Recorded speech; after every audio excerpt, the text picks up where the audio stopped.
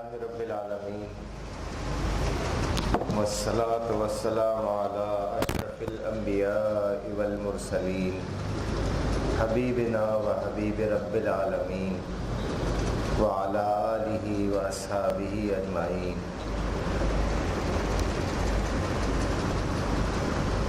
رب اشرح لي صدري ويسر لي أمري واحلل عقدة من لساني يفقهوا قولي. سبحانك لا علم لنا إلا ما علمتنا إنك أنت العليم الحكيم.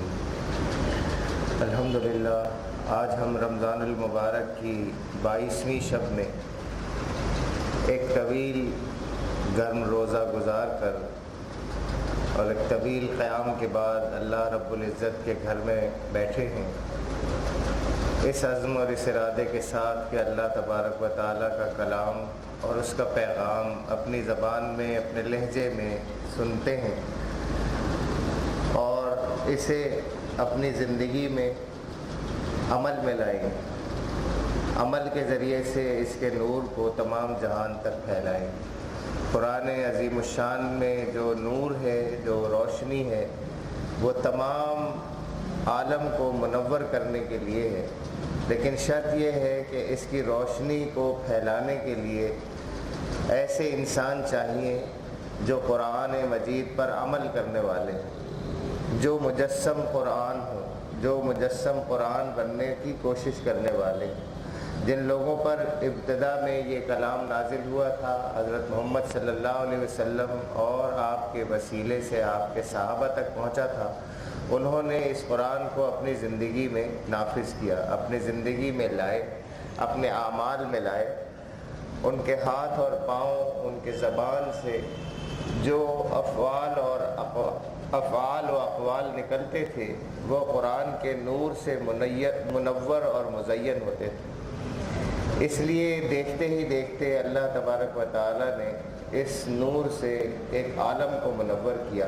آج بھی اگر ہم قرآن کو صرف سن کے نہ رہ جائیں بلکہ اس کو اپنی انفرادی اور اجتماعی زندگیوں میں لانے کی کوشش کریں تو اللہ تبارک و تعالیٰ کا وعدہ ہے وَالَّذِينَ جَاهَدُوا فِينَا لَنَهْدِيَنَّهُمْ سُبُلَنَا.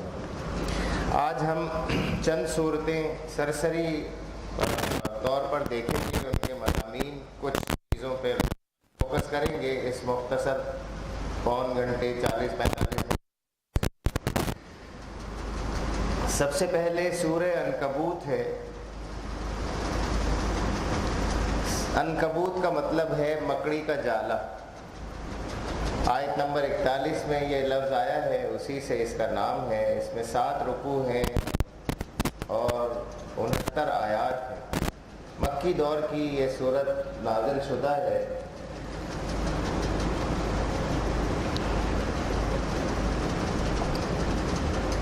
ہجرت حبشہ سے کچھ پہلے. یہ وہ دور تھا جب مسلمانوں پر بڑے مصائب اور شدائد آئے ہوئے تھے.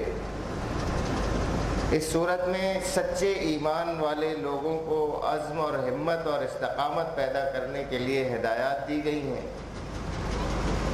اس زمانے میں مشرکین والدین اپنے بچوں پر، کیونکہ ابتدا تعداد میں نوجوان تھے، ان کے ماں باپ ان پر زور ڈالتے تھے کہ تم محمد صلی اللہ علیہ وسلم کا ساتھ چھوڑ دو اور ہمارے دین پر قائم رہو. کیوں؟ اس لیے کہ جس قرآن پر تم ایمان لائے ہو اس میں بھی تو یہی لکھا ہے کہ ماں باپ کا حق سب سے زیادہ ہے، تو ماں باپ کا کہنا مانو، ہم تمہارے جو ہے وہ وہاں جواب دہی ہم تمہاری دے دیں گے. اس صورت میں اس کا جواب بھی دیا گیا ہے کہ ماں باپ کا جو کہنا ماننا ہے، ان کا ادب ہے، احترام ہے، ان کے حقوق کی ادائیگی ہے، وہ اپنی جگہ، لیکن تمہارے ماں باپ اگر تمہیں شرک پر آمادہ کریں، ان خداؤں کو ماننے پر اکسائیں، آمادہ کریں جن کو تم نہیں جانتے، تو پھر نہ مانو.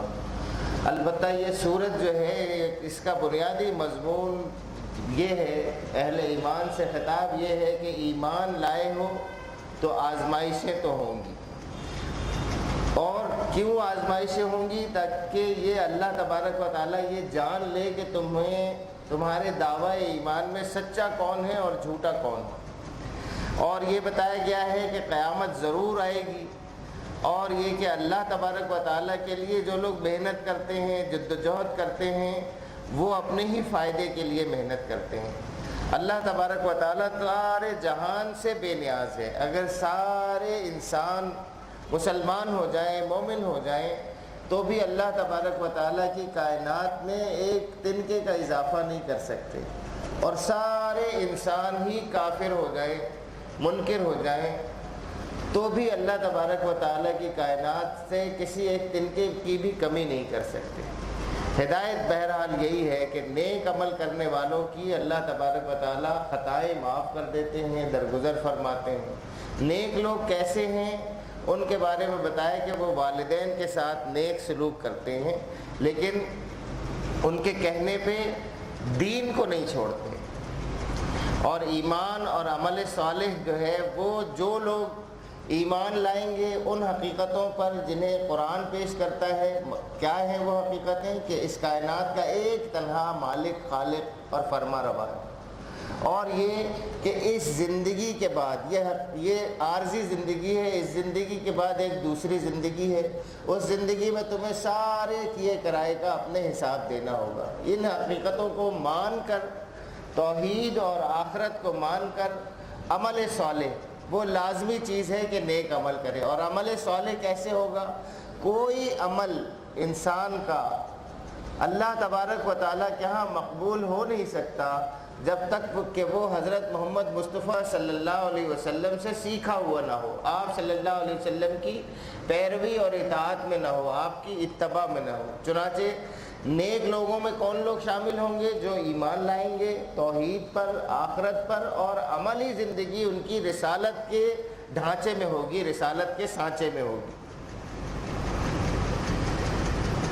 پھر مختلف انبیاء کی مثال دی گئی ہے کہ پچھلے انبیاء کو دیکھو کیسی کیسی سختیاں ان پر گزریں اور کتنی کتنی مدت وہ ستائے گئے، پھر آخر کار اللہ کی طرف سے اس کی مدد ہوئی۔ اس لیے گھبراؤ نہیں، اللہ کی مدد ضرور آئے گی، مگر آزمائش کا ایک دور گزرنا ضروری ہے۔ مسلمانوں کو یہ سبق دینے کے ساتھ ساتھ یہاں کفار مکہ کو بھی جو ہے وہ نصیحت کی جا رہی ہے ان واقعات کو سنا کر، کہ اگر خدا تعالیٰ کی طرف سے پکڑ ہونے میں دیر لگ رہی ہے تو یہ نہ سمجھ بیٹھو کہ کبھی پکڑ ہوگی ہی نہیں۔ پچھلی تباہ شدہ قوموں کے نشانات تمہارے سامنے ہیں، دیکھ لو آخر کار ان کی شامت آ کر رہی اور خدا نے اپنے نبیوں کی مدد کی۔ یہ جتنی قوموں کے ذکر ہیں یہ سارے یہ لوگ جو تجارتی شاہراہوں سے گزرتے تھے، ان کے علاقے ان شاہراہوں کے کنارے ہی آباد تھے، اس طرح وہ تباہ شدہ بستیاں دیکھتے تھے، جانتے تھے، یہ لوگ ان سے واقف تھے۔ ان کو جو ہے وہ موئنجو ڈاڑو کی بستی کا احوال نہیں بتایا گیا، ان کو ہڑپا کی بستی کا احوال نہیں بتایا گیا، ان کو یہاں ہمارے ہاں جو آثار قدیمہ ملتے ہیں ان کی بستی کا احوال نہیں بتایا گیا، یہ اس لیے کہ ادھر سے گزر نہیں ہوتا تھا۔ یہ ہمارے لیے ہے سبق، اس میں کوئی بستی، کوئی ملک، کوئی علاقہ، زمین کا گوشہ ایسا نہیں ہے جس میں تباہ شدہ قوموں کے آثار نظر نہ آتے ہوں۔ سبق کیا ہے ان میں؟ ان آیات کو پڑھ کر، ان صورتوں کو پڑھ کر کہ دیکھو اللہ تبارک و تعالیٰ کی پکڑ بہت سخت ہے اور وہ آتی ہے، لیکن ضروری تھوڑی ہے کہ تم اپنے اعمال کی شامت سے جو ہے اس پکڑ کو جو ہے اس کو بلاؤ، تم صحیح ہو جاؤ، درست ہو جاؤ۔ بہرحال اللہ تبارک و تعالیٰ اپنے نبیوں کی مدد کرتا ہے اور نبی کے پیروکاروں کی مدد کرتا ہے۔ ہدایت کی گئی ہے کہ اگر ظلم و ستم تمہارے لیے ناقابل برداشت ہو جائے تو ایمان چھوڑنے کے بجائے گھر بار چھوڑ کر نکل جاؤ، خدا کی زمین وسیع ہے۔ چنانچہ اسی ہدایت کے تحت حضور صلی اللہ علیہ وسلم نے مسلمانوں کو سب سے پہلے کہا کہ تم حبشہ کی طرف چلے جاؤ، وہاں ایک عادل بادشاہ ہے اور وہاں کسی پر ظلم نہیں ہوتا۔ چنانچہ کچھ مسلمان حضور صلی اللہ علیہ وسلم کی اس ہدایت کے مطابق، جس میں مرد و خواتین شامل تھے، کمزور لوگ تھے، وہ ہجرت کر گئے حبشہ کی طرف۔ پہلے تھوڑے گئے، پھر اس کے بعد بڑی تعداد میں لوگ گئے، اور اس سے پہلے ایک نشست میں اس کا احوال سورہ مریم کے حوالے سے آ چکا ہے کہ حضرت جعفر طیار ابن ابی طالب یہ اس کے سربراہ تھے، اور انہوں نے وہاں پہ اس کے بازار میں سورہ مریم تلاوت کی اور کس طرح سے جو ہے وہ دین حق کو پیش کیا۔ بلا کم و کاست، بغیر کسی خوف کے، اور نجاشی جو ہے وہ بھی اس پر ایمان لایا، اور اس نے کہا کہ یہ وہی تعلیمات ہیں جو عیسیٰ علیہ السلام کے ذریعے سے ہم تک پہنچی ہیں، اس تعلیم میں اور اس تعلیم میں کوئی فرق نہیں۔ اس کے بعد سورۃ الروم ہے، یہ بھی مکی صورت ہے، مختصر صورت ہے، 60 آیات پر مشتمل ہے۔ اس صورت میں جو پیش گوئی ہے ابتدائی آیات میں، وہ قرآن مجید کے کلام الہی ہونے اور محمد صلی اللہ علیہ وسلم کے رسول برحق ہونے کی نمایاں ترین شہادتوں میں سے ایک شہادت ہے۔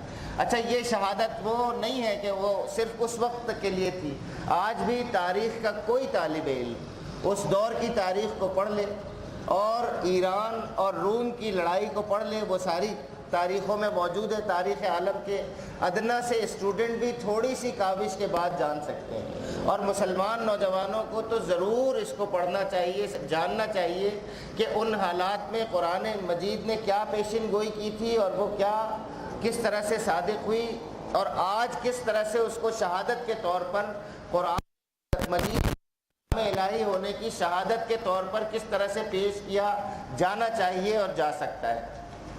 اس وقت دنیا میں دو بڑی طاقتیں تھیں، ایک ایران کی طاقت تھی، کسرا کے نام سے اس کا بادشاہ ہوتا تھا، اس کا لقب تھا، اور وہ آتش پرست تھے۔ دوسری روم کی تھی بادشاہت، جس کے بادشاہ کا لقب جو ہے وہ قیصر ہوتا تھا، اور یہ عیسائی تھے۔ دونوں طاقتوں کے درمیان جنگ جاری تھی، اور ایرانیوں کا پلہ بھاری تھا۔ بیت المقدس میں عیسائیوں کے مقدس ترین کلیسا کو تباہ کر دیا تھا، ایران اس قدر پیش قدمی کر رہے تھے۔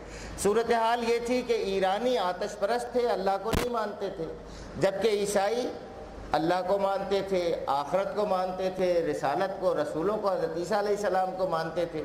تو فطری طور پر مسلمانوں کی ہمدردیاں جو ہے وہ کن کے ساتھ تھیں؟ وہ عیسائیوں کے ساتھ تھیں، اور کافروں کی ہمدردیاں کن کے ساتھ تھیں؟ آتش پرستوں کے ساتھ تھیں۔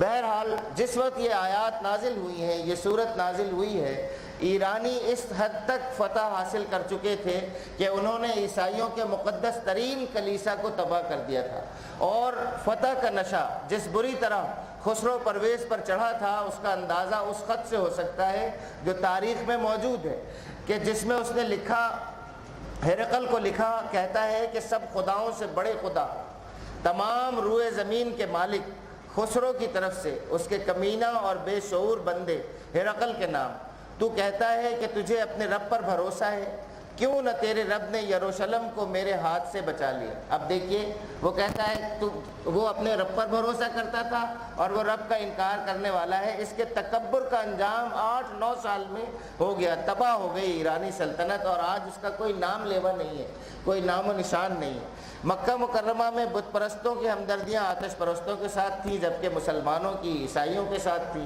اس صورت میں دو پیشن گوئیاں کی گئیں، کیا؟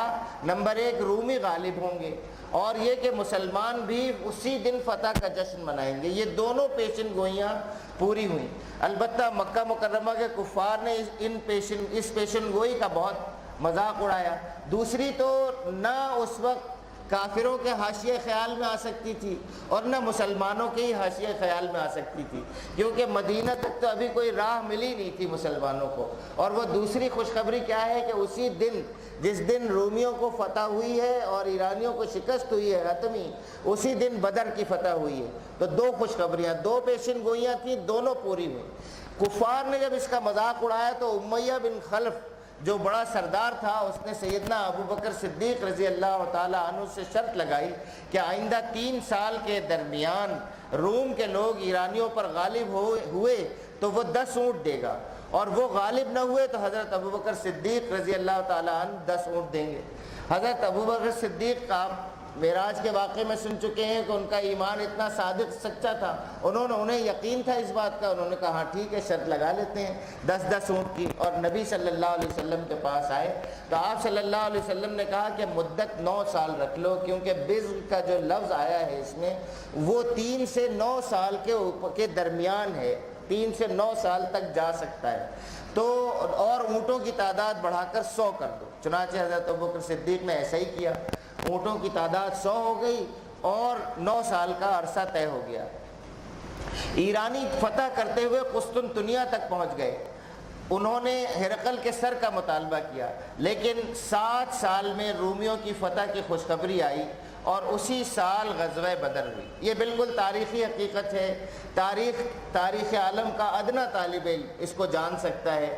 بالخصوص ہمارے نوجوانوں کو ضرور اس تاریخ کو پڑھنا چاہیے، اگر وہ پڑھنا چاہیں تو تفہیم القرآن کی 3 جلد میں سورۃ الروم کہ دیباچے میں اس کی پوری تفصیل جو ہے وہ موجود ہے، پڑھنا چاہیے ضرور، اور اسی رمضان میں موقع ہے، پڑھنے کا وقت بھی ہے تو ضرور پڑھیں۔ تو اسی سال جب یہ فتح کی خبر آئی ہے تو مسلمان بدر کی فتح سے لوٹ رہے تھے۔ ان حالات میں قرآن مجید کی یہ صورت نازل ہوئی اور اس میں یہ پیشن گوئی کی گئی کہ قریب کی سرزمین میں رومی مغلوب ہو گئے، مگر اس مغلوبیت کے بعد چند سال کے اندر ہی وہ غالب آ جائیں گے، اور وہ دن وہ ہوگا جب کہ اللہ کی دی ہوئی فتح سے اہل ایمان خوش ہو رہے ہوں گے۔ اس میں ایک کے بجائے 2 پیشن گوئیاں تھیں، ایک رومیوں کے غالب ہونے کی اور ایک بدر کی۔ قرآن کی پیشن گوئی بالکل سچی ثابت ہوئی۔ عرب کے بکثرت مشرکین اس پر ایمان لائے۔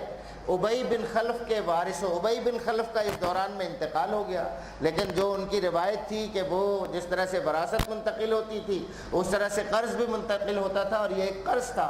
چنانچہ ابی بن خلف کے وارثوں کو ہار مان کر شرط کے اونٹ ابو بکر صدیق رضی اللہ تعالی عنہ کے حوالے کرنا پڑے۔ وہ انہیں لے کر 100 اونٹ وہ نبی صلی اللہ علیہ وسلم کی خدمت میں حاضر ہوئے۔ آپ صلی اللہ علیہ وسلم نے انہیں حکم دیا کہ انہیں صدقہ کر دیا جائے، کیونکہ شرط اس وقت رکھی گئی تھی جب کہ جوئے کی حرمت کا حکم نہیں آیا تھا، اب حرمت کا حکم آ چکا تھا۔ اس لیے جو ان کافروں سے جن سے ہماری جنگ ہے ان کو مال واپس دے کے ان کو مضبوط تو نہیں کیا جا سکتا، ان سے جو مال آ گیا ہے وہ تو ان تک واپس نہیں جائے گا، اس لیے اس مال کو خود استعمال کرنے کے بجائے اس کو صدقہ کر دینے کی ہدایت کی گئی۔ بتایا یہ جا رہا ہے کہ اللہ تبارک و تعالیٰ جسے چاہتا ہے اسے فتح دیتا ہے۔ پوری صورت کا پیغام یہی ہے کہ اللہ تبارک و تعالیٰ کا وعدہ سچا ہے اور وہ اپنے وعدے کے خلاف نہیں کرتا۔ اس کے علاوہ جو بنیادی پیغامات اس صورت سے نکلتے ہیں وہ یہ کہ انسان اپنی ظاہر بھی نگاہوں کی وجہ سے وہی کچھ دیکھتا ہے جو سطح پر اس کو آنکھوں کے سامنے نظر آ رہا ہوتا ہے، مگر اس ظاہر کے پردے کے پیچھے جو کچھ ہے اس کو کچھ خبر نہیں ہوتی۔ یہ ظاہر دیکھنا، یہ بالکل سامنے کی چیز کو دیکھنا اور دیوار کے پیچھے نہ دیکھ پانا، جب دنیا کے ذرا سے معاملات میں غلط فہمیوں اور غلط اندازوں کا سبب بن جاتا ہے، اور جبکہ محض اتنی سی بات نہ جاننے کی وجہ سے کہ کل کیا ہونے والا ہے آدمی غلط تخمینے لگا بیٹھتا ہے، تو پھر بحیثیت مجموعی پوری انسانی زندگی کے معاملے میں ظاہر حیات پر اعتماد کر بیٹھنا اور اسی کی بنیاد پر اپنے پورے سرمایہ حیات کو داؤ پر لگا دینا کتنی بڑی غلطی ہے۔ یعنی بتایا یہ جا رہا ہے کہ یہ تمہاری جو پوری زندگی ہے، ایک چھوٹے معاملات کو چھوڑ کر اس کو دیکھ لو، اس میں تم غلطی کرتے ہو کیونکہ اگلا تمہیں معلوم نہیں۔ تو اگر تم پوری زندگی کو جو ہے وہ تباہ کر بیٹھو گے، اگر آگے آنے والی جو خبریں ہم دے رہے ہیں، قرآن بتا رہا ہے، ان پر یقین نہیں کرو گے، وہ جو آخرت سے متعلق ہے۔ اسی سے یہ سبق ملتا ہے کہ آخرت ممکن بھی ہے، معقول بھی ہے اور اس کی ضرورت بھی ہے، اور انسانی زندگی کے نظام کو درست رکھنے کے لیے بھی ضروری ہے کہ آدمی یقین کرے، آدمی آخرت کا یقین رکھے۔ انسانی زندگی کسی کیمرے سے درست نہیں ہو سکتی۔ ہر انسان کے ساتھ کیمرے لگا دیجئے اور پھر دیکھ لیجئے جہاں اس کو موقع ملے گا وہ بدعمالی کرے گا۔ کس کیمرے کے ساتھ درست ہو سکتی ہے؟ اس کیمرے کے ساتھ جو رمضان اور تقویٰ اور اللہ تبارک و تعالیٰ کے وجود کا احساس، اللہ تبارک و تعالیٰ کی معیت کا احساس انسان کے ساتھ ہو ہر وقت کہ اللہ دیکھ رہا ہے اور مجھے ایک روز اس کے پاس جانا ہے۔ یہ ایک ایسا کیمرہ ہے جو انسان کو درست رکھ سکتا ہے، اس کے اعمال کو درست رکھ سکتا ہے۔ یعنی آخرت کا احساس ہی وہ چیز ہے جس سے تمام 7 ارب 8 ارب اس سے زیادہ جتنے انسان ہو جائیں، ان کے باہمی معاملات، ان کے آپس کے معاملات، ان کی زندگی اگر حسین ہو سکتی ہے، پرامن ہو سکتی ہے، درست ہو سکتی ہے، تو پرسکون ہو سکتی ہے، تو وہ آخرت کے تصور کے ساتھ ہو سکتی ہے۔ ورنہ وہی غلطی ہوگی جو ظاہر پر اعتماد کر لینے سے واقع ہوا کرتی ہے۔ یہ بتایا گیا ہے اس صورت میں کہ شرک فطرت کائنات اور فطرت انسان کے خلاف ہے، اس لیے جہاں بھی انسان نے اس گمراہی کو اختیار کیا ہے وہاں فساد رونما ہوا ہے۔ اور پھر بتایا، ایک مثال سے سمجھایا گیا کہ جس طرح سے مردہ پڑی ہوئی زمین خدا کی بھیجی ہوئی بارش سے یکا یک جی اٹھتی ہے اور زندگی اور بہار کے خزانے اگلنے شروع کر دیتی ہے، اسی طرح خدا کی بھیجی ہوئی وحی اور نبوت بھی مردہ پڑی ہوئی انسانیت کے حق میں ایک باران رحمت ہے۔ جس طرح سے بارش ہوتی ہے اور زمین اپنی نباتات کو اگل دیتی ہے، اسی طرح سے وحی الہی جو ہے وہ رحمت کی ایسی بارش ہے کہ جب انسان اس کو قبول کرتا ہے تو اس کے اعضاء و جوارح سے، اس کے زبان سے، اس کے جسم سے وہ اعمال پھوٹتے ہیں جن سے جو ہے وہ نیکیوں کی فصل لہلہا اٹھتی ہے۔ اس موقع سے فائدہ اٹھاؤ، اگر اٹھاؤ گے تو یہی عرب کی سونی زمین رحمت الہی سے لہلہا اٹھے گی، اور تاریخ عالم گواہ ہے کہ عربوں نے اس سے فائدہ اٹھایا، اور دیکھیے کہ انہوں نے جو ہے وہ اس کا خود فیض پایا اور ایک عالم کو اس فیض سے جو ہے وہ مستفید کیا۔ اور اگر نہیں اٹھاؤ گے تو نقصان کرو گے۔ جن لوگوں نے اس دعوت کو نہیں اٹھایا وہ ابو جہل ہوں، امیہ بن خلف ہوں اور دوسرے سرداران ہوں جو مارے گئے بدر میں، وہ جو ہے نقصان میں رہے، اور پھر پچھتانے سے کچھ حاصل نہ ہوگا اور تلافی کا کوئی موقع تمہیں میسر نہ آئے گا۔ اس کے بعد سورہ لقمان ہے۔ یہ صورت بھی اسی زمانے کی نازل شدہ صورت ہے جب اسلامی دعوت کو دبانے اور روکنے کے لیے جبر و ظلم کا آغاز ہو چکا تھا اور ہر طرح کے ہتھ کنڈے استعمال کیے جانے لگے تھے۔ اس صورت میں بتایا گیا ہے کہ یہ کوئی نئی آواز نہیں ہے جو دنیا میں یا خود عرب میں پہلی مرتبہ ہی اٹھی ہو اور لوگوں کے لیے بالکل نامانوس ہو، یعنی شرک غلط ہے اور اللہ واحد ہے۔ یہ کوئی نئی آواز نہیں ہے، پہلے بھی جو لوگ علم اور عقل اور حکمت اور دانائی رکھتے تھے وہ یہی باتیں کہتے تھے جو آج محمد صلی اللہ علیہ وسلم کہہ رہے ہیں۔ لقمان ایک حکیم کے طور پر، ایک دانا شخص کے طور پر مشہور تھا، ان کے اپنے ملک میں مشہور تھا لقمان نامی حکیم، جس کی حکمت و دانش کے افسانے تمہارے ہاں ان کی شاعری میں ضرب الامثال کے طور پر مشہور تھے، اس کے اشعار مشہور تھے، اس کے حکیمانہ اقوال کو وہ اپنی گفتگوؤں میں نقل کرتے تھے، زبانی بھی اور شاعری میں بھی نقل کرتے تھے۔ ان کے شاعر اور خطیب اکثر جو ہے وہ اس کا ذکر کیا کرتے تھے۔ اب خود دیکھ لو کہ وہ کس عقیدے اور کن اخلاقیات کی تعلیم دیتا ہے۔ اس کا آغاز حروف مقطعات سے ہوتا ہے۔ بتایا جاتا ہے کہ یہ قرآن ہدایت اور رحمت ہے، اور نیک لوگ نماز قائم کرتے ہیں اور آخرت پر یقین رکھتے ہیں اور زکوٰۃ ادا کرتے ہیں، یہ فلاح پانے والے ہیں۔ یہاں زکوٰۃ کا لفظ اس ابتدائی دور میں یہ بہت معنی خیز ہے۔ اسلام نے ابتدا میں ہی زکوٰۃ رقم کے طور پر وصول کرنا شروع نہیں کر دی تھی، اس وقت تو زکوٰۃ فرض ہی نہیں تھی۔ تو یہ کون سی زکوٰۃ ہے؟ یہ زکوٰۃ ہے نفس کی زکوٰۃ، تزکیہ نفس، نفس کی اصلاح۔ جو لوگ قرآن کو ماننے سے پیچھے ہٹتے ہیں، انکار کرتے ہیں، دراصل وہ لوگ قرآن کی ہدایات کو ماننے سے، جو انسانی زندگی پہ اس کے اثرات ہوتے ہیں ان کو ماننے سے انکار کرتے ہیں۔ آج ہم لوگ جس طرح سے قرآن پڑھتے ہیں، ہم تو پڑھتے ہیں اور ثواب لیتے ہیں، ایک ایک حرف پر 10 نیکیوں کا ثواب، لیکن اہل عرب نے جن کی اپنی زبان تھی، جب اس کو سنا تو انہوں نے سمجھ لیا کہ اس کو تو سننے کا مطلب اس پہ ماننا ہے، عمل کرنا ہے، یعنی چوری نہیں کرنا، ڈاکہ نہیں ڈالنا، زنا نہیں کرنا، لغو بات میں نہیں بیٹھنا، لغو مجلسوں میں نہیں بیٹھنا، اور جو ہے وہ ظلم نہیں کرنا، وعدہ خلافی نہیں کرنا، بیوی کو نہیں ستانا، کسی کمزور کے ساتھ ظلم نہیں کرنا، یہ سارے معاملات، پڑوسی کا حق ادا کرنا، یہ سب کچھ کرنا پڑ جائے گا۔ ہماری طرح وہ سن کے جو ہے وہ سنی نہیں ہو جاتے تھے، بلکہ وہ سمجھتے تھے کہ اس کے بعد عمل کرنا پڑے گا، اپنے طرز عمل کو درست کرنا پڑے گا۔ یہاں جس زکوٰۃ کا ذکر ہے یہ وہ زکوٰۃ ہے کہ یہ اپنے نفسوں کا، اپنے نفوس کا تزکیہ نہیں کرنا چاہتے، اپنے اعمال کی اصلاح نہیں کرنا چاہتے۔ چنانچہ جن لوگوں نے قرآن کی دعوت کو قبول کیا انہوں نے اپنے آپ کو تبدیل کیا۔ بس قرآن انسان کے کردار میں تبدیلی کی دعوت دیتا ہے۔ قرآن جہاں جہاں انسان کا کردار نہیں بدل رہا ہو، انسان کے کردار میں وہی تکبر ہو، پھر وہ جتنا چاہے قرآن پڑھ لے، انسان کے کردار میں وہی دنیا پرستی، عیش پرستی ہو، پھر وہ کتنا ہی قرآن سن لے، انسان کے کردار میں وہی وعدہ خلافی، وہی لوٹ کھسوٹ، وہی ظلم کا ساتھ دینا یا ظلم ہوتے ہوئے برداشت کرتے رہنا، پھر کتنا قرآن سن لے، کتنا قرآن پڑھ لے۔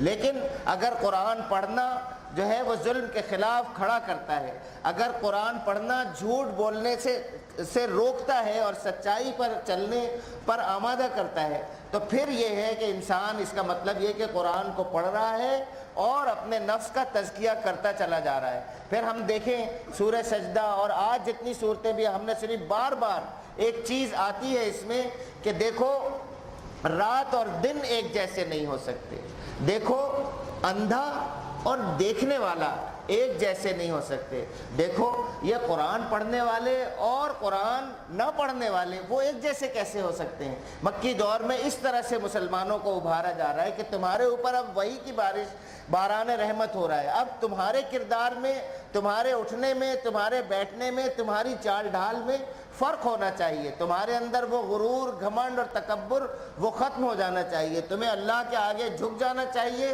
اور بندوں کے لیے مفید اور نافع بن جانا چاہیے۔ چنانچہ یہی بات جو ہے وہ جن لوگوں نے قبول کی اور قرآن کی دعوت کے ساتھ انہوں نے اپنے آپ کو تبدیل کیا، جو تبدیل کرنے پر آمادہ نہیں تھے، اپنا تزکیہ کرنے پر آمادہ نہیں تھے، اپنے روز و شب کے معمولات کو تبدیل کرنے پر آمادہ نہیں تھے، انہوں نے آباء و اجداد کا بہانہ بنایا۔ وہاں ایک شخص تھا نضر بن حارث، جو گیا ایران اور وہاں سے جو ہے وہ قیصر و کسریٰ کی کہانی، رستم و سہراب کے ڈرامے، یعنی باقاعدہ ڈرامے کا اسکرپٹ لے کر اور اداکار مرد اور عورتیں وہاں سے لونڈی اور غلام لے کر آیا، اور یہاں پہ مکہ مکرمہ میں اس نے جو ہے راتوں کو اسٹیج ڈرامے کرنے اور میوزیکل نائٹس جو ہے وہ کرنے کا پورا پروگرام بنایا۔ اس کی طرف اشارہ ہے صورت میں کہ لہو الحدیث کے خریدار ہیں، یہ اللہ کے راستے سے بھٹکائیں گے۔ نضر بن حارث کا انجام پھر آخر بہرحال فتح مکہ کے بعد ہوا، وہ قتل کیا گیا، لیکن اس نے پوری کوشش کی کہ جس طرح سے آج میڈیا نوجوانوں کو بہکاتا ہے، ورغلاتا ہے، پورا اسی طرح سے اسٹیج ڈرامے ہو گئے، میوزیکل نائٹس ہو گئی، اور اس نے لونڈیوں کو، مسلمان نوجوانوں کو گمراہ کرنے کے لیے لگایا۔ یہ سارا یہ آج کے میڈیا کا پورا رول جو ہے وہ نضر بن حارث اس وقت ادا کر رہا تھا، اور آج کا میڈیا نضر بن حارث کا رول ادا کر رہا ہے۔ فرمایا اسی صورت میں کہ ہماری آیات جب سنائی جاتی ہیں تو یہ تکبر سے اس کو سنتے ہیں، ان کے دونوں کان بہرے ہیں، اور ان کے لیے نتیجہ کیا ہے کہ ان کے لیے دکھ دینے والا عذاب ہے۔ اس کے بعد سورہ لقمان میں اللہ تبارک و تعالیٰ فرماتے ہیں کہ ہم نے لقمان کو حکمت عطا کی تھی کہ اللہ کا شکر گزار ہو، جو کوئی شکر کرے اس کا شکر اس کے اپنے ہی لیے فائدہ مند ہے، اور جو کفر کرے تو حقیقت میں اللہ بے نیاز اور آپ سے آپ محمود ہے۔ اب اس کے بعد اس نے جو ہے وہ کچھ نصیحتیں کی اپنے بیٹے کو، اور میں آپ سے عرض کرتا ہوں کہ آپ سب بیٹے ہیں، کسی نہ کسی کے بیٹے ہیں، اور اگر آپ یہ سمجھیں کہ آپ کو اللہ تبارک و تعالیٰ بطور باپ کے یہ نصیحتیں کر رہا ہے، زبان لقمان کی ہے لیکن آپ کو نصیحتیں اللہ تبارک و تعالیٰ کر رہا ہے، اس طرح سے اپنے آپ کو تھوڑی دیر کے لیے ایک تصوراتی ماحول میں لے کے آئیں اور یہ سنیں کہ آپ کا رب آپ سے کیا چاہتا ہے، اور کیا پیارا رشتہ اس نے آپ سے استوار کیا ہے کہ آپ اس کے بیٹے ہیں اور آپ سنتے ہیں اس کی ہدایت۔ یاد کرو جب لقمان اپنے بیٹے کو نصیحت کر رہا تھا تو اس نے کہا، بیٹا خدا کے ساتھ کسی کو شریک نہ کرنا۔ حق یہ ہے کہ شرک بہت بڑا ظلم ہے، سب سے بڑا ظلم اگر اس زمین پہ کوئی ہے تو اللہ تبارک و تعالیٰ کے ساتھ شرک۔ کچھ ان کے اشارے سے ہوتا ہے، سب کچھ ان کے علم میں ہے، اس کے بعد کوئی ایک آدمی کوئی یہ کہے کہ اس میں فلاں کا بھی حصہ ہے، حالانکہ مخلوق جو ہے وہ محض مجبور ہے، چاہے کوئی بھی ہو، جو مخلوق ہے وہ مجبور ہے، وہ عاجز ہے، وہ غلام ہے۔ ہم سارے کے سارے بورن سبجیکٹ ہیں، پیدائشی غلام ہیں اللہ تبارک و تعالیٰ کے، اور ہم جیسی جتنی مخلوقات ہیں وہ سب اللہ تبارک و تعالیٰ کی پیدائشی غلام ہیں۔ تو سب سے بڑا ظلم کیا ہے؟ شرک سب سے بڑا ظلم ہے۔ اور میں آپ سے یہ عرض کرتا ہوں، ہم میں سے کون ایسا ہے جس کو اپنی حق تلفی کا شکوہ نہ ہو۔ آفس میں حق تلفی ہو جاتی ہے، کارخانے میں جو سیٹ ہے اس کو یہ شکوہ ہے کہ اس کے مزدور جو ہیں اس سے تنخواہ لیتے ہیں اور حق تلفی ظلم کرتے ہیں، پورا ٹائم کام ہی نہیں کرتے۔ کوئی سیٹ جو ہے وہ اس بات پہ خوش نہیں ہے کہ سارے ملازمین اس کے جو ہیں وہ پورا حق ادا کرتے ہیں۔ کوئی ملازم جو ہے وہ خوش نہیں ہے، وہ کہتا ہے ہم محنت اتنی کرتے ہیں ہمیں نہیں ملتا۔ رشتہ داروں میں آپس میں نہ اتفاقی نہ چاقی جو کچھ بھی چیزیں ہوتی ہیں وہ بھی اسی وجہ سے ہوتی ہیں۔ سوال یہ ہے کہ سب سے بڑا ظلم تو اللہ تبارک و تعالیٰ کے ساتھ ہو رہا ہے۔ ایک اصول سمجھ لیجئے، اس زمین پر جب تک اللہ کے ساتھ ظلم ہوتا رہے گا انسانوں کے ساتھ انصاف نہیں ہوگا، آپس میں باہمی تعلقات معاملات درست نہیں ہوں گے۔ جتنا جو لوگ اپنے معاملات میں اپنی اجتماعیت میں شرک سے دور ہٹیں گے، شرک کو دور کریں گے، اس ظلم کو اپنی زندگی سے نکالیں گے کہ اللہ کے علاوہ کسی سے نہیں ڈرنا، اللہ کے علاوہ کسی کے آگے نہیں جھکنا، اللہ کے علاوہ کسی سے نہیں مانگنا، اللہ کے علاوہ کسی کو کچھ نہیں سمجھنا، یہاں تک کہ اپنی ہستی کو بھی کچھ نہیں سمجھنا۔ جس کی زندگی سے، انفرادی زندگی سے شرک جتنا دور ہوگا اتنا ہی اس کو حق ملے گا، انصاف ہوگا۔ اور جیسے ہی پورے معاشرے سے، انسانی معاشرے سے شرک ختم ہو جائے گا، اللہ پر ظلم ختم ہو جائے گا، انسانوں پر بھی ظلم ختم ہو جائے گا۔ تو کہا بیٹا خدا کے ساتھ کسی کو شریک نہ کرنا، ان الشرک لظلم عظیم۔ تو میں کہتا ہوں کہ جو لوگ اپنے اوپر ظلم میں دکھی ہوتے ہیں ان کو دکھی نہیں ہونا چاہیے۔ جب تک اس زمین پر اللہ کے ساتھ ظلم ہو رہا ہے، مجھے اپنے ساتھ کیے گئے کسی ظلم پر کوئی دکھ نہیں، اس لیے کہ سب سے بڑا دکھ مجھے اس بات کا ہے اور ہونا چاہیے کہ میرے مالک اور خالق کے ساتھ ظلم ہو رہا ہے۔ لوگ اس کو جو ہے وہ نہیں مانتے جیسا کہ ماننے کا حق ہے، تو پھر میرا حق ادا نہ کیا تو کیا ہوا؟ میں حقیر فقیر کس کام کا، ایک تنکے سے برابر میری کوئی حیثیت نہیں، مجھ پہ ظلم کی کوئی حقیقت نہیں۔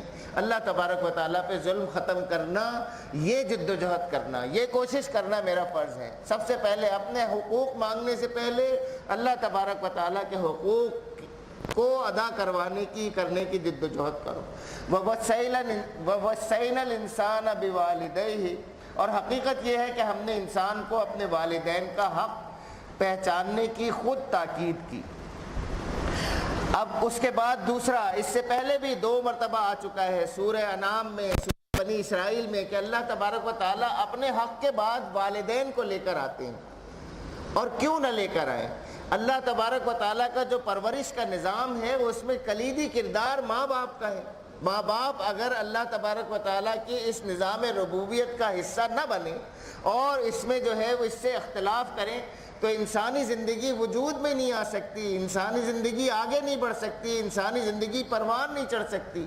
ماں جو ہے وہ اس کو اپنے جسم کا حصہ رکھتی ہے، ایک مدت تک 9 مہینے تک رکھتی ہے، وہ تکلیف اس میں جھیلتی۔ آپ سوچیں تو صحیح، آپ کے جسم کے اندر کوئی چیز حرکت کرنے لگے، آپ تصور نہیں کر سکتے اس کیفیت کا اور اس تکلیف کا، لیکن اس کو بھی جو ہے وہ ایک سرشاری کے انداز سے برداشت کرتی ہے اس 9 مہینے کی۔ پھر اس کے بعد جب جو ڈیلیوری پین ہوتا ہے، آپ اس کو سوچیں کہ جہاں آپ کو درد ہوتا ہے آپ اس جگہ آپ کا اس پہ ہاتھ جاتا ہے، لیکن کوئی ماں ایسی نہیں ہے جب اس کو ڈیلیوری پین ہوتا ہو تو وہ بستر سے اٹھ کے بھاگ گئی ہو، یا اس نے جو ہے جہاں درد ہو رہا ہے ادھر مکے مارنا شروع کر دی ہو۔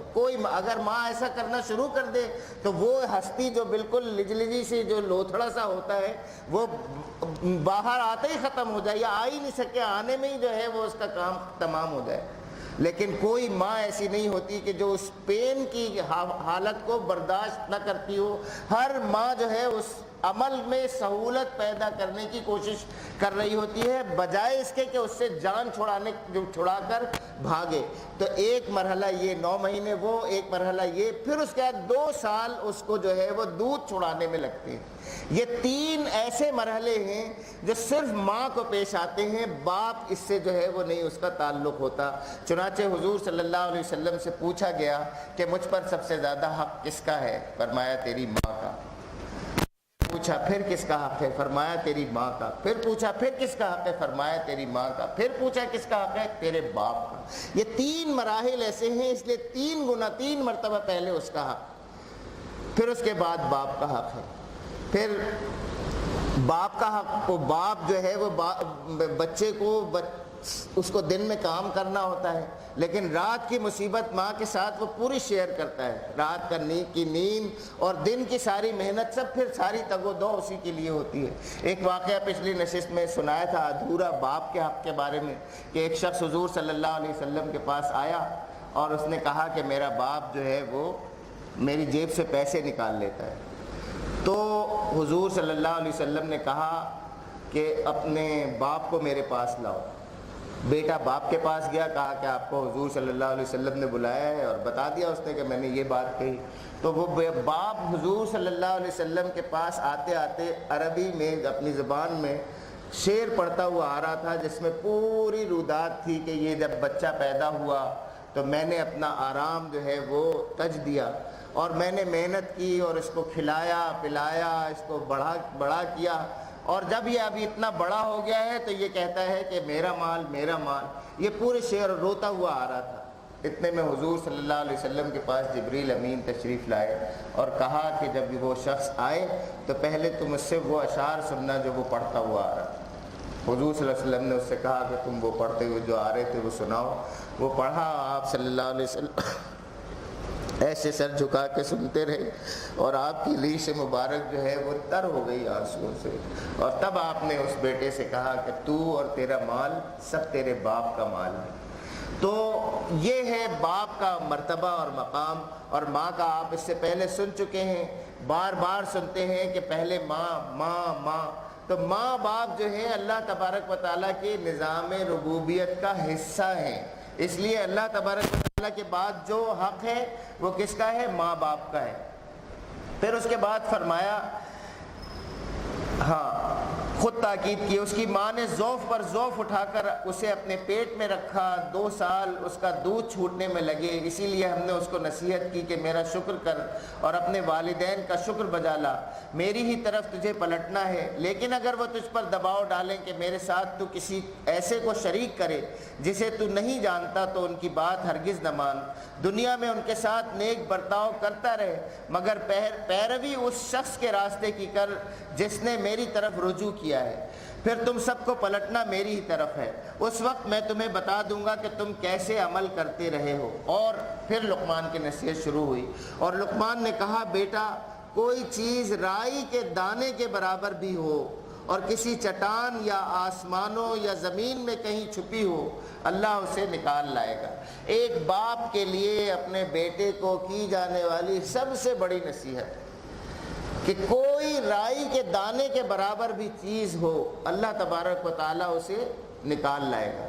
ایک مدرسے میں استاد نے اپنے طلبہ کو جب کورس سے فارغ ہو گئے تو امتحان اس طرح سے لیا کہ ان کو ایک چھری اور ایک مرغی دے دی، اور ان سے کہا کہ جاؤ اس کو ایسی جگہ ذبح کرو جہاں تمہیں کوئی دیکھ نہ رہا ہو۔ سب شاگرد گئے اور جا کے ذبح کر کے لے آئے۔ ایک شاگرد تھا جو ذبح کیے بغیر آ گیا، پوچھا کہ بھئی کیا ہوا، تم نے کیوں ذبح نہیں کیا؟ اس نے کہا کہ استاد مجھے تو کوئی ایسی جگہ ہی نہیں ملی جہاں اللہ تعالیٰ نہ دیکھ رہا ہو۔ تو یہ کہا کہ بس یہ پاس ہوا ہے، یہ کامیاب ہوا ہے اس امتحان میں، باقی سارے فیل ہو گئے، کہ اللہ تعالیٰ تو ہر جگہ دیکھ رہا ہے۔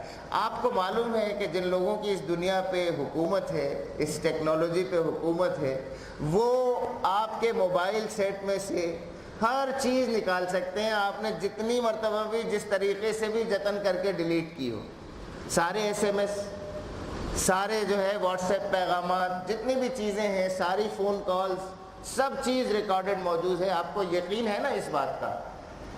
نہیں ہے نا؟ ساری سب نکال سکتے ہیں۔ اس دنیا کی یہ 2% کی حکومت کرنے والے، ان کی حیثیت کیا ہے؟ تو اللہ رب العزت کون سی چیز اس سے چھپ سکتی ہے؟ جو آپ کریں گے چھپ کے، ایک باپ اپنے بیٹے کو اس سے بہتر کیا نصیحت کر سکتا ہے کہ بیٹا اللہ تبارک و تعالیٰ سے کچھ چھپاؤ، بیٹا کوئی چیز رائی کے دانے کے برابر بھی ہو اور کسی چٹان آسمانوں یا زمین میں کہیں چھپی ہوئی ہو، اللہ اسے نکال لائے گا، وہ باریک بین اور باخبر ہے۔ تو سب سے پہلے انسان یہ سوچے کہ اس کو جو کچھ کرنا ہے رب کے سامنے کرنا ہے، اور رب شرماتا نہیں ہے، نہ رب سے شرمانا ہے، ظاہر ہے باتھ روم ہو، جو کچھ بھی معاملہ ہے سب رب کے سامنے ہے، تو آدمی جو ہے وہ خود احتیاط ہر قدم پہ محتاط ہو جائے گا اس ہدایت کے بعد۔ پھر کہا بیٹا نماز قائم کر، یعنی نماز صرف پڑھنا نہیں ہے، کسی کو بھی یہ بات ذہن میں رکھے کہ نماز صرف پڑھنا نہیں ہے، نماز قائم کرنا ہے۔ نماز کے قیام میں مسجدوں کی تعمیر بھی آ جاتی ہے، مسجدوں کی دیکھ بھال بھی آ جاتی ہے، اذان بھی آ جاتی ہے، امامت کا انتظام بھی، یہ سب چیز آ جاتی ہے۔ پھر نماز قائم کرنے کے معاملے میں ایسا ماحول بنانا، گھر گھر جا کے لوگوں کو نماز کے لیے دعوت دینا، یہ سب کام نماز کی اقامت میں آ جاتے ہیں۔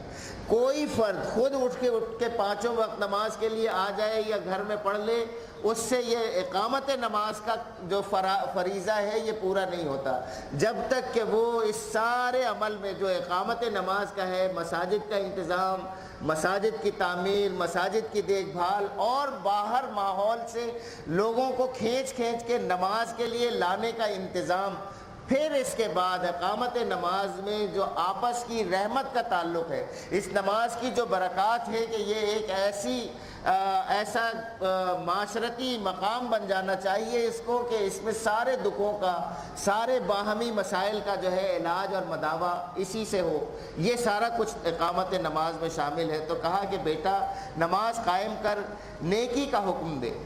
اور نیکی کیا چیز ہے؟ وہ نیکی ہے جس کو سب نیکی سمجھتے ہیں، اور بدی سے منع کر۔ بدی کیا ہے؟ بدی وہ چیز ہے جس کو سب بدی سمجھتے ہیں۔ اور جو مصیبت پڑے اس پر صبر کر، جو بھی مصیبت پڑے، یعنی انسان ہے تو اس کی زندگی میں خوشی بھی ہے اور اس کی زندگی میں غم بھی ہے، اس کی زندگی میں دکھ بھی ہے، اس کی زندگی میں مسرت بھی ہے، اس کی زندگی میں بلندی عروج بھی ہے اور اس کی زندگی میں زوال بھی ہے۔ یہ سارا کچھ امتحان کے لیے ہے۔ بندہ کو دیکھنا چاہتا ہے اللہ تبارک و تعالیٰ کہ یہ دکھ میں کیسا بیہیو کرتا ہے اور یہ سکھ میں کیسا بیہیو کرتا ہے، بس یہ بنیادی بات ہے۔ اور صبر کیا ہے؟ صبر یہ ہے کہ جب انسان کو خوشحالی میسر ہو، راحت میسر ہو، تو وہ پھول نہ جائے اور اپنے آپ کو جو ہے، اپنے علم کو، اپنی صلاحیت کو جو اس کا جو ہے وہ سبب نہ سمجھنے لگے۔ اور مشکل میں صبر کیا ہے؟ وہ یہ ہے کہ وہ گھبرا نہ جائے، بھاگ نہ جائے۔ حضرت عمر کہتے ہیں مومن کا معاملہ بھی عجیب ہے، جب اسے دکھ ملتا ہے تو بھی اس کو اجر ملتا ہے، جب اسے سکھ ملتا ہے تو بھی اسے اجر ملتا ہے۔ جب سکھ ملتا ہے تو اللہ کا شکر ادا کرتا ہے، اور جب دکھ ملتا ہے تو اللہ کے لیے صبر کرتا ہے۔ چنانچہ کہا لقمان نے کہ بیٹا جو مصیبت پڑے اس پر صبر کر۔ پھر آگے یہ بھی فرما دیا کہ یہ وہ باتیں ہیں جن کی بڑی تاکید کی گئی ہے، اور پھر فرمایا کہ لوگوں سے منہ پھیر کر بات مت کر۔ ہمارے بہت سارے لوگ ہیں، چھوٹی سی بات ہے، ہاتھ ملانے کی بھی صحیح طور پر تربیت نہیں ہے، ہاتھ ملا رہے ہیں ادھر اور بات کر رہے ہیں ادھر، دیکھ رہے ہیں ادھر۔ اور یہ جب کس سے آپ جب ہاتھ ملاتے ہیں ایسا تھوڑا اتنا سا ہاتھ دے رہے ہیں، جب آپ کسی سے ایسے ہاتھ ملاتے ہیں کہ دیکھ رہے ہیں کسی اور طرف اور ہاتھ اس کا کسی اور طرف ہے، تو آپ اس کو حقیر سمجھ رہے ہوتے ہیں۔ ہو نہیں سکتا آپ کی زندگی میں کہ جس کو آپ صاحب مرتبت سمجھتے ہو اس کو ہاتھ آپ اس طرح سے دے رہے ہو اور دیکھ نہ رہے ہو اس کی طرف، آپ اس کی تحقیر کر رہے ہوتے ہیں جب ہاتھ ایسے دیتے ہیں یا ایسے پکڑا دیتے ہیں اور ہاتھ جو ہے وہ کھینچ کے حضور، اور پھر یہ کہتے ہیں حضور صلی اللہ علیہ وسلم جس سے ہاتھ ملاتے تھے جب تک وہ خود ہاتھ چھڑائے نہیں ہاتھ چھوڑتے نہیں۔ تو پورے جسم کے ساتھ ہاتھ ملانا، اگر آپ ہاتھ ملا رہے ہیں پورے جسم کے ساتھ متوجہ ہونا، جس کی طرف بھی آپ ملے ہی نہیں، لیکن اگر آپ مل رہے ہیں تو پورا کوالٹی ٹائم دیں، 30 سیکنڈ دیں، کوالٹی ٹائم دیں اس کی طرف، پورے جسم کے ساتھ آپ اس کی طرف متوجہ ہوں۔ آپ جس سے بھی تھوڑا سا بھی آپ ہاتھ کھینچتے ہیں آپ اس کو حقیر سمجھتے ہیں، اس لیے کھینچتے ہیں۔ آپ جس کو اپنے سے بڑا مرتبے والا سمجھتے ہیں، آپ ہو ہی نہیں سکتا کہ آپ اس سے جو ہے وہ ہاتھ جو ہے وہ کھینچ کے یا دوسری طرف رخ کر کے یا اس طرح سے جیسے اس کو پسند نہ ہو اس طرح سے اس سے ہاتھ ملائیں۔ پھر فرمایا کہ نہ زمین میں اکڑ کر چل اللہ کسی خود پسند اور فخر جتانے والے کو پسند نہیں کرتا۔ سورہ فرقان میں بھی آپ نے سنا تھا، وہ نرم چال سے چلتے ہیں۔ وضاحت یہاں میں مزید اس سے پہلے آ چکی ہے کہ وہ اکڑ کر نہیں چلتے زمین پہ، خود پسند نہیں ہوتے، وہ فخر جتانے والے نہیں ہوتے۔ آج ہماری بہت بڑا مسئلہ یہ ہے کہ ہر آدمی اپنے حصار میں، بس اپنی پسند کے حصار میں جو ہے وہ محدود ہے۔ اپنے آپ کو، اپنی فکر اچھی، اپنا عمل اچھا، اور اپنے دوست اچھے، اور اپنی چیز اچھی، جہاں چلے جاتے ہیں کہتے ہیں، سمجھتے ہیں کہ بس یہاں جو کچھ ہو رہا ہے اچھا وہ میری وجہ سے ہی ہو رہا ہے۔ اس لیے وہ آدمی چل ہی نہیں پاتا۔ جہاں 10 دن کھڑا ہو گیا کہنے لگا میں نے سب سنبھال لیا ہے، وہاں تو ایسا تھا ایسا تھا، اس کا اب وہ جب بھی بیٹھے گا اس کی برائیاں کر رہا ہوگا کہ اس سے پہلے ایسا تھا، اور اب تو میں نے کر دیا، میرے بغیر اب چل ہی نہیں سکتا۔ 13ویں دن وہ وہاں سے چھٹی ہو جاتی ہے، اس کی ختم، اور وہ کاروبار اس کا ویسے ہی چل رہا ہوتا ہے، اور یہ خود پسند آدمی پھر یہاں کہیں اور بیٹھا ہوتا ہے۔ تو یہ خود پسند آدمی کون ہوگا؟ ناکام آدمی ہوگا۔ یہ کہیں سیٹ نہیں ہو پائے گا، کہیں ایڈجسٹ نہیں ہو پائے گا۔ ایک باپ اپنے بیٹے کو بالکل یہی نصیحت کر سکتا ہے کہ عملی دنیا میں اگر جانا ہے تو یہ اپنی ذات کے حصار سے باہر نکل کے جاؤ، اور ہر ماحول میں جو ہے وہ اپنی پرفارمنس دو اور اپنے آپ کو ایڈجسٹ کرو۔ ایک اجتماعی پرفارمنس ہوگی، تمہاری ذات سے کچھ نہیں ہوتا، تمہاری خود پسندی سے کچھ نہیں ہوتا۔ مل جل کے کام کرنا سیکھو، اور مل جل کے کام کرنا وہی لوگ کر سکتے ہیں جو دوسروں کو اپریشیٹ کرتے ہوں، صرف خود پسندی کے حصار میں قید نہ ہو۔ پھر فرمایا کہ اپنی چال میں اعتدال اختیار کر، اور اپنی آواز ذرا پست رکھ، سب آوازوں سے زیادہ بری آواز گدھوں کی آواز ہوتی ہے۔ تو یہ ہیں حضرت لقمان کی نصیحتیں جو ایک باپ نے اپنے بیٹے کو کی، اور مجھے ایسا لگتا ہے کہ یہ تو اللہ تبارک و تعالیٰ کی طرف سے اپنے بندوں کو نصیحتیں ہیں کہ یہی دانائی کی باتیں ہیں۔ اللہ کا شکر ادا کرنا، جو بھی شکر ادا کرے گا فائدہ اسی کا ہے، نفع اسی کا ہے، اور والدین کے ساتھ جو ہے وہ ان کا حکم ماننا، بھلائی کرنا، لیکن یہ کہ وہ اگر شرک پر آمادہ کریں تو وہ نہ کرنا، نماز قائم کرنا، نیکی کی تلقین کرنا، تکلیف پر صبر کرنا، یہ سارے ہمت کے کام ہیں۔ اور اجتماعی زندگی میں ظاہر ہے ایک باپ چاہتا ہے کہ اس کا بیٹا سوسائٹی میں جائے، موو کرے اور اچھی پرفارمنس دے، تو اس کے لیے ضروری ہے گھر سے باہر نکلتے ہوئے غرور کی چادر کو اتار دیں، زمین پر اتراتے ہوئے نہ چلیں، شیخی باز نہ ہو، خود پسند نہ ہو، اعتدال کی چال ہو، آواز دھیمی ہو۔ یہ ساری وہ چیزیں ہیں جو آپ 18-22 سال کے بعد جب پریکٹیکل لائف میں جاتے ہیں تو آپ کو کامیابی کے زینوں پر چڑھانے والی۔ نوٹ کریں یہ بات کہ آپ گھر سے باہر نکلیں تو کسی دھوکے میں نہ ہوں اپنی ذات کے، اور اتراتے ہوئے نہ چلیں، اور شیخی نہ ماریں اپنے علم کی کہ آپ نے یہ سیکھ لیا، آپ یہ کر لیا، آپ یہ تیر مار دیں گے۔ اور آپ کی چال معتدل ہونی چاہیے، آپ کی آواز دھیمی ہونی چاہیے۔ ہر آدمی دھیمی اور پیاری آواز سننا پسند کرتا ہے۔ آپ خود دھیمی اور پیاری آواز سننا پسند کرتے ہیں، آپ یہ پسند نہیں کرتے کہ کوئی آپ سے کہے اے ادھر آؤ، یہ لے کے آؤ چلو جلدی سے۔ آپ کیوں دوسروں سے اس طرح سے بات کرتے ہیں؟ آپ ان ہدایات پر عمل کریں گے تو آپ اس دنیا میں بھی جو ہے وہ بہتر پرفارمنس دیں گے، جہاں جائیں گے آپ کی عزت ہوگی، لوگ آپ کی قدر کریں گے، اور جب آخر اس زندگی کے بعد اللہ تبارک و تعالیٰ سے ملیں گے تو وہاں بھی آداب و تسلیمات سے آپ کا استقبال ہوگا۔